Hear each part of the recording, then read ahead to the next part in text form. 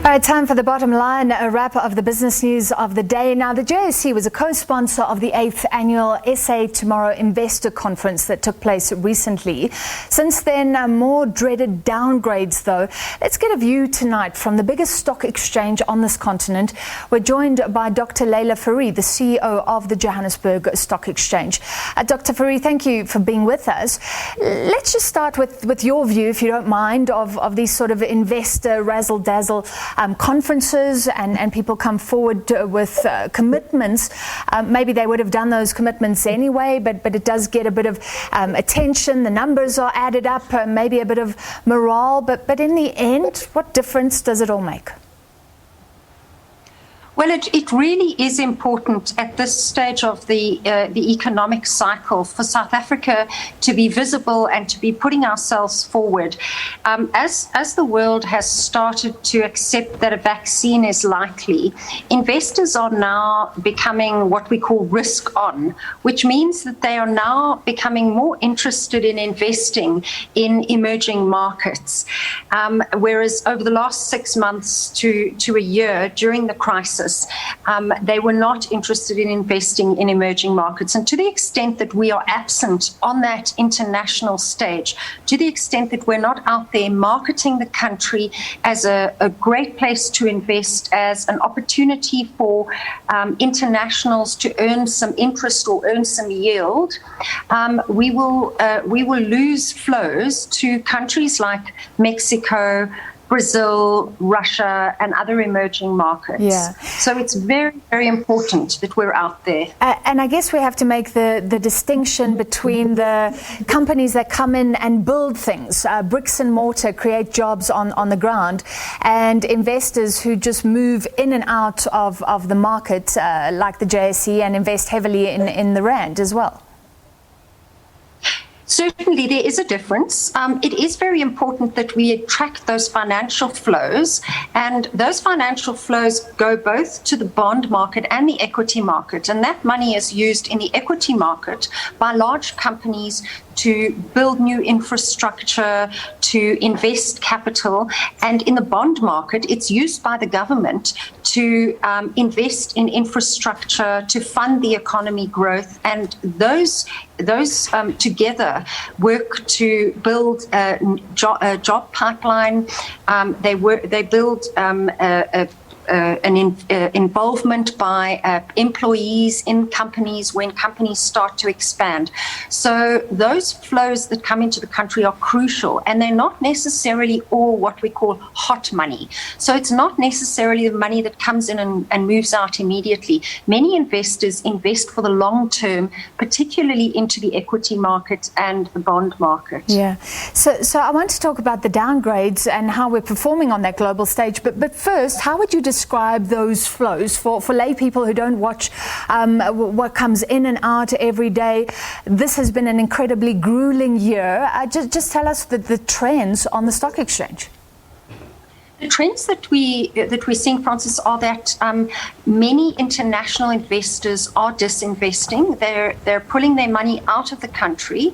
Last year, the amount that flowed out of the country was double the prior year, and this year it's a little bit higher or the same as it was last year. So we're seeing a huge vacuum of liquidity, and that means that we've got fewer people to invest. What we are fortunate about in this country is that, firstly, we have many large multinational companies like Naspers, many of the big companies in whether it's the banking sector, the mining sector, or the telco sector, or industrials. And we also have our pension fund managers. Now, the citizens of this country often take up the slack, and they start to invest where internationals have pulled out. Yeah. And so we've seen this over the last 30 years, in and out, and we do tend to survive, but we are in a very difficult economic position in the country right now. All right, so very quickly, what about this recent change that many investors are talking about, where those local pension funds can go completely offshore? South Africans can invest completely offshore if they want to. How will that affect things?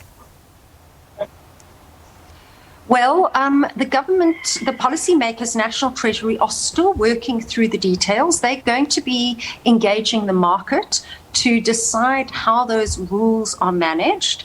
But the idea there is to try and give local investors potentially an opportunity to expose themselves not only to local counters, but also to foreign investment destinations.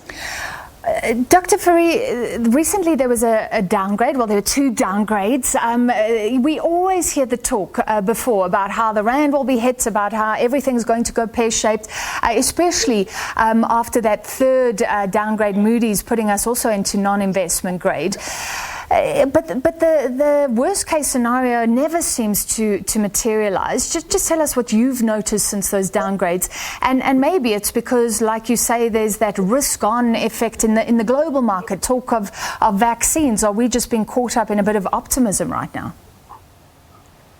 I think that in the short term, the recent downgrades last week by Fitch and Standard & Poor's, and those took us deeper into the sub-investment grade, were already what we call priced in. So investors were already pricing stocks based on an expectation that we were going to be downgraded. So we saw very little movement in the rand. The rand depreciated very slightly, and now it's back to where it was prior to the downgrades. Where it will really hit us is in the medium term, with governments' cost to service their debt. And the problem with these downgrades is that as we go deeper into sub-investment grade, the cost of debt, of repaying debt, gets exponentially higher. It's not just incrementally higher. And so our government will have to pay more when they raise funds offshore in order to fuel, whether it's Eskom infrastructure or job creation or investment into the health industry. And these all put huge pressure on the country. So what is really required right now is that we get consumer sentiment up, that the man in the street starts to believe in the country and starts to think positively, that we get business confidence up so that big companies start to invest in big projects which will increase the number of people that are employed, and that we start to put ourselves forward to the international environment in a much more positive light, so that we can start to try and attract some of those funds back into the country. All right, from your lips, as they say, thank you so much. I hope we can chat again. Dr. Leila Fourie, CEO of the Johannesburg Stock Exchange.